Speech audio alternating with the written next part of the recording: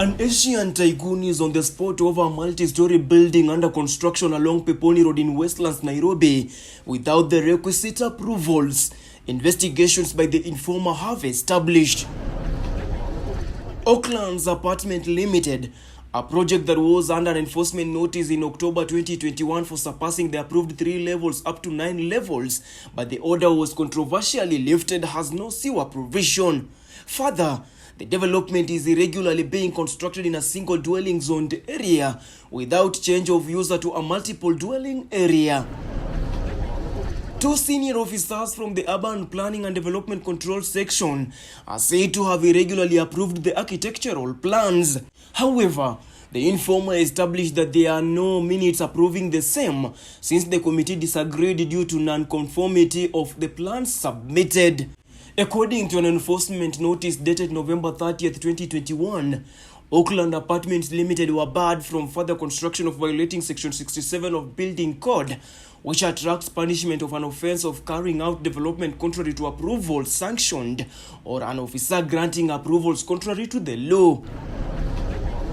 At the time the notice was being issued, the building was on level 9 despite the approvals issued showed an approval plan of 3 levels. Consequently, through a correspondence dated January 12, 2022, Nairobi County Chief Officer Lands, who also doubles as County Executive Committee Member CECM, nominee for Built Environmental and Urban Planning Stephen Gadhuita Mwangi, popularly known as SG Mwangi, cancelled and lifted the enforcement notice, controversially giving the questionable development a clean bill of health.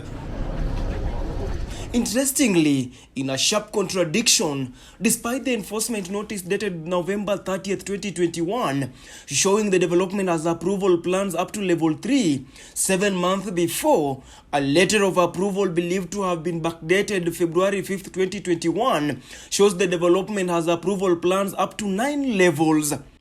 The controversial development has been ongoing for the last 2 years, despite incessant complaints by Spring Valley residents seeking to have the development comply with the statutory requirements, particularly on sewer line provision and a single dwelling regulation, to no avail. When contacted for comment as right of reply, the developer, Jehangir Tejani, did not respond to our calls or short text messages sent. The development, located near Spring Valley Shopping Center, borders Gatadhuru River, which is a tributary of the Nairobi River. The development is on the edge of Karura Forest. Despite being under construction, the developer has already started advertising the 3 and 4 bedroom apartments for sale under the trade name Oakland Residences. At the site, the mandatory signboard showing the development, plot number and the architecture overseeing the project is always put up on and off. The development is being undertaken on a plot number LR number 1870/8/119 Nairobi.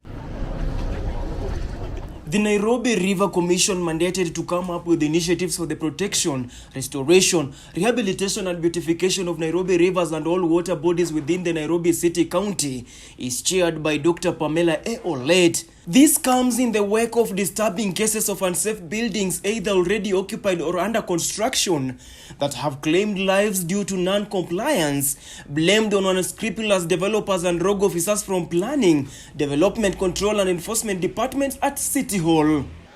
Well-established cartels have continued to hold hostage City Hall, including rogue county officials who collide with the corrupt and self-centered developers who prioritize their interest over unsuspecting Nairobians sorting dwelling spaces.